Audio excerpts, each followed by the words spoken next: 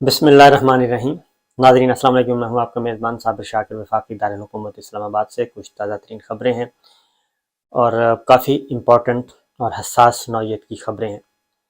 آپ کو معلوم ہے کہ آج کل قومی ذرائع ابلاغ پہ، الیکٹرانک میڈیا جو قومی ذرائع ابلاغ ہیں، پرنٹ میڈیا ہے، وہاں پہ خبریں ذرا کچھ کم آتی ہیں، بلکہ کچھ نہیں کافی کم آتی ہیں۔ اس لیے آپ بھی تمام پاکستانی بھائی جو ہیں ہمارے، وہ خواہ اندرون ملک ہیں یا بیرون ملک ہیں، تو ان سے یہ ضرور کہوں گا کہ اپنی کان اور آنکھیں کھلی رکھیں، اور یہ جو سب کچھ پاکستان میں اس وقت ہو رہا ہے یہ غیر معمولی نوعیت کا ہے، یہ معمول کے مطابق نہیں ہے بلکہ انتہائی غیر معمولی نوعیت کا ہے، اور اس پہ دعا بھی کرنی چاہیے پاکستان کی، اللہ تعالیٰ حفاظت فرمائے۔ اور دوسرا یہ کہ بہت زیادہ پریشر ہے، اور اس کی ریزن یہ ہے کہ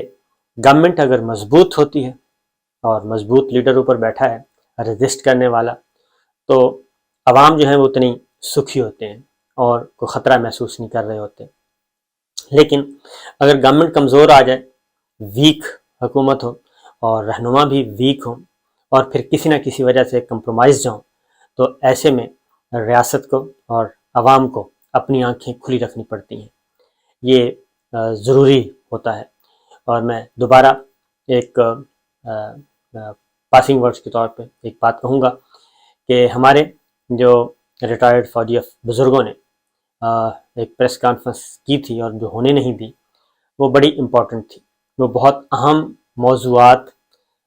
ہی اہم موضوعات جو ہیں اور اہم ایشوز کی طرف توجہ دلانا چاہ رہے تھے، لیکن ان کے آگے سے مائک چھین لیے گئے تھے، ہٹا دیے گئے تھے۔ اور ان میں ایک انتہائی معمر ترین بزرگ تھے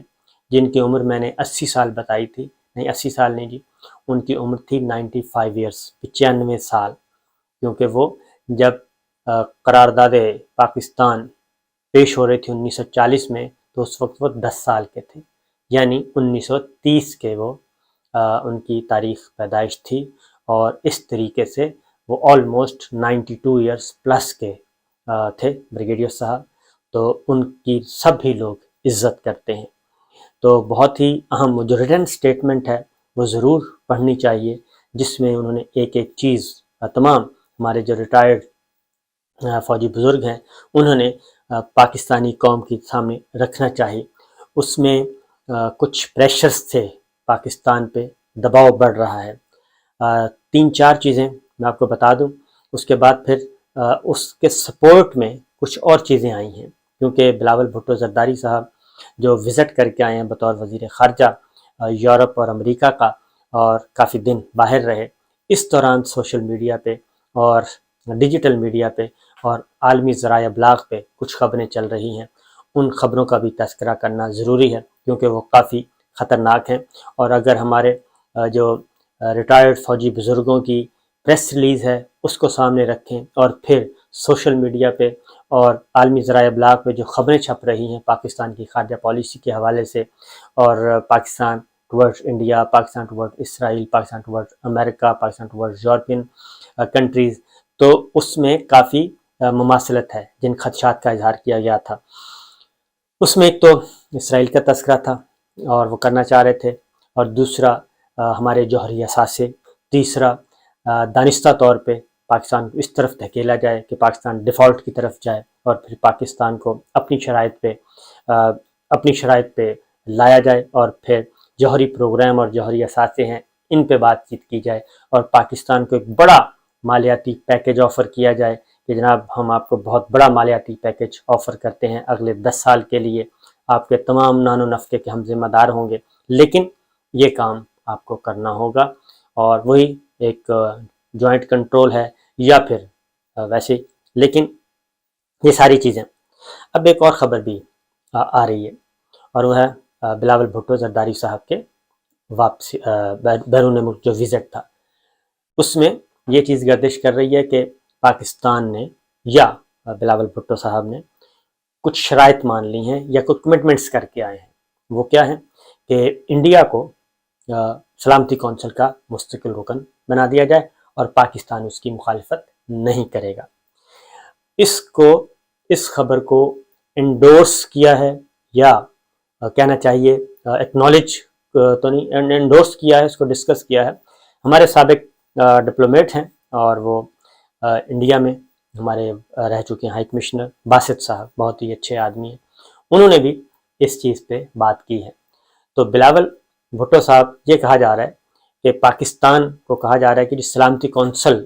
میں جو بھارت نے بننا ہے مستقل رکن، تو آپ اس کو اپوز کرنا چھوڑ دیں، اور اس کے بدلے میں لالی پاپ ہے ایک، اور اس لالی پاپ کے بارے میں بھی آپ کو بتا دیتا ہوں، میں تو اس کو لالی پاپ کہوں گا کیونکہ پاسبل ہی نہیں ہے، سوال ہی پیدا نہیں ہوتا کہ پاکستان کو اس طرح کی کوئی پیشکش کی جائے، کیونکہ ہم تو ویسے ہی کھٹکتے ہیں سینوں میں، تو ان حالات میں ہمیں کیوں کوئی پیشکش کرے گا۔ تو بہرحال جی، وہ بات یہ ہے کہ پاکستان مخالفت نہیں کرے گا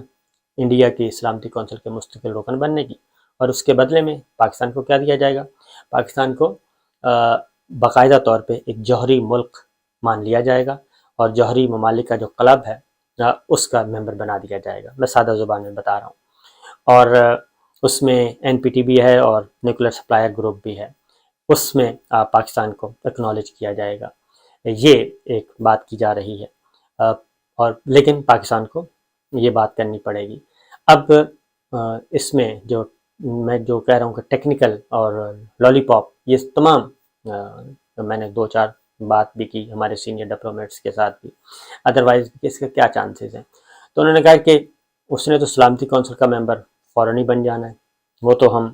یوں سمجھیں کہ کیش ہو گیا، ایک چیک کیش کروا دیا، اس کے بعد ہمیں جوہری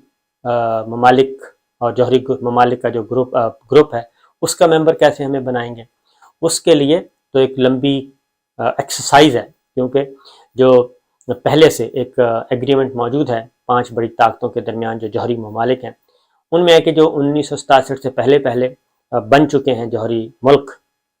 صرف وہ اس کلب کے ممبر ہیں، باقی اس کے بعد نہیں۔ تو اس وقت 5 ممالک بن چکے تھے، امریکہ ہے، برطانیہ ہے، اور چائنا ہے، رشیا ہے، اور فرانس ہے، یہ بن چکے تھے، اور اس کے علاوہ کوئی نہیں ہے، اور اس کے بعد پھر کسی کو بنایا بھی نہیں گیا۔ تو اس ایگریمنٹ میں، اس معاہدے میں امینڈ کرنا پڑے گا، اور اس معاہدے میں امینڈ ہوگا جب 5 راضی ہوں گے، جب وہ راضی نہیں ہوں گے،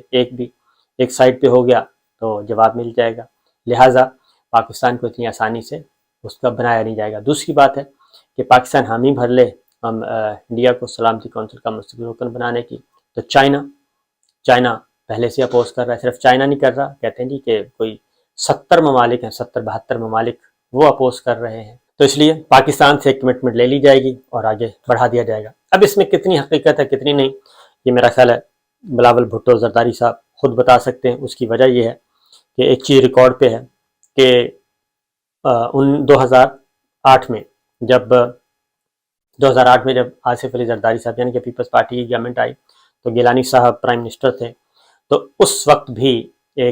پاکستان نے ایک خط تحریر کیا جانا تھا اور نیکولس سپائر گروپ کو، لیکن وہ زرداری صاحب نے وہ رکوا دیا تھا دفتر خارجہ کو، کہہ کے کہ ایسی کوئی خط نہیں لکھنا ہم نے۔ تو یہ ایک ایفرٹ پہلے بھی ہو چکی ہے، اور اب پھر اسی سلسلے میں باتیں آگے بڑھ رہی ہیں۔ تو یہ خاص طور پہ جو میں نے پچھلی ویڈیو میں آپ کو بتایا تھا نا کہ ایک ایگریمنٹس جو ہیں وہ نظر آ رہے ہیں کہ زرداری صاحب اپنا کھیل کھیل رہے ہیں، اور اصل کھیل ہی زرداری صاحب کھیل رہے ہیں، اور زرداری صاحب چاہتے ہیں کہ کسی بھی طریقے سے ملٹری اسٹیبلشمنٹ جو ہے اور ملٹری لیڈرشپ جو ہے ان کے ساتھ ان کے معاملات سیٹ ہو جائیں، اور پی ایم ایل این کو بھی آؤٹ کیا جائے اور پی ٹی آئی کو بھی آؤٹ کیا جائے، اور یہ انٹرنلی وہ یہ کر رہے ہیں پیپلز پارٹی یعنی کہ، اور ایکسٹرنلی بلاول بھٹو صاحب دوسری یقین دہانیاں بقول سوشل میڈیا اور اس طرح کے ہو رہی ہیں۔ تو جب تک وہ خود وضاحت نہ کر دیں تو میرا خیال ہے یہ چیزیں آگے افواہیں پھیلتی جائیں گی اور آگے بڑھتی جائیں گی۔ اس لیے اب 2-3 چیزیں ذہن میں رکھیے گا کہ اسی تناظر میں جو یہ زرداری صاحب جو ملٹری لیڈرشپ کو رام کرنے کی کوشش کر رہے ہیں اور ان کے ساتھ کرنا چاہ رہے ہیں کہ جی 1 سال ہم آپ کو دیتے ہیں، آپ ہمیں 5 سال دیں،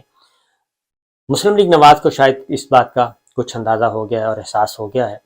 اور اسی لیے اب وہ رانا ثناء اللہ صاحب نے باقاعدہ طور پہ ٹی وی پہ آ کے یہ کہا ہے کہ عمران خان صاحب ہمارے ساتھ بیٹھیں، بات کریں،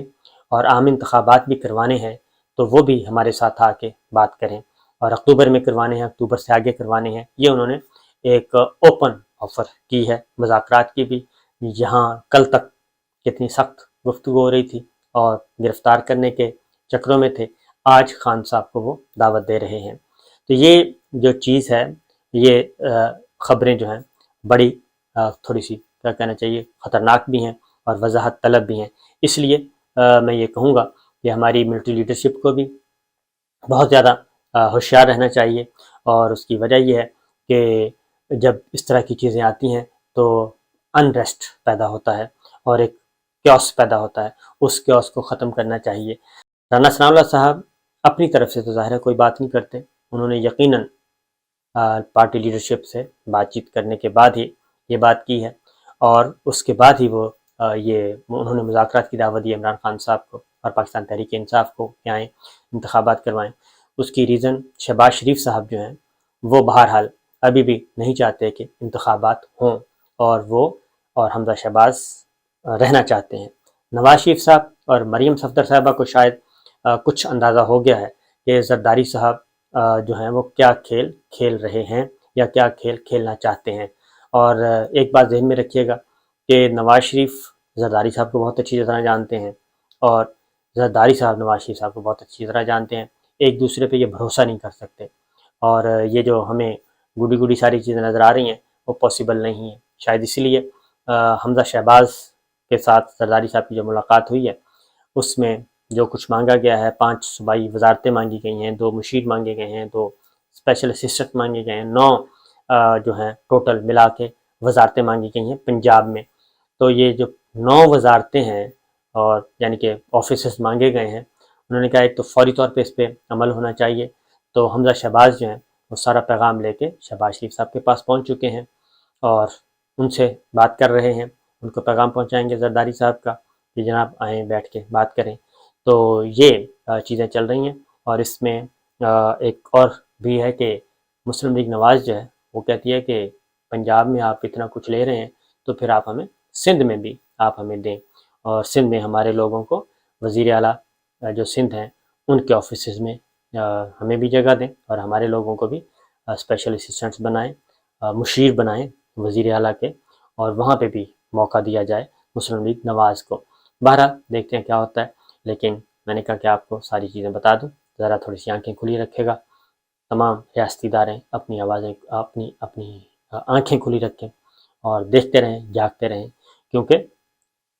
پاکستان میں پاکستانی قوم اور پاکستانی میڈیا سارا ایک طرف لگا ہوا ہے، جبکہ پیرالل ایک بہت زیادہ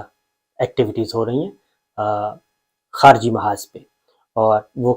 کسی کے بھی وہم و گمان میں نہیں ہے، وہ سب کی آنکھوں سے بھی اوجھل ہیں۔ ہمارے قومی ذرائع ابلاغ خواہ وہ پرنٹ ہے یا الیکٹرانک میڈیا، ان سے بھی اوجھل ہیں۔ تو اجازت دیجیے، اللہ حافظ۔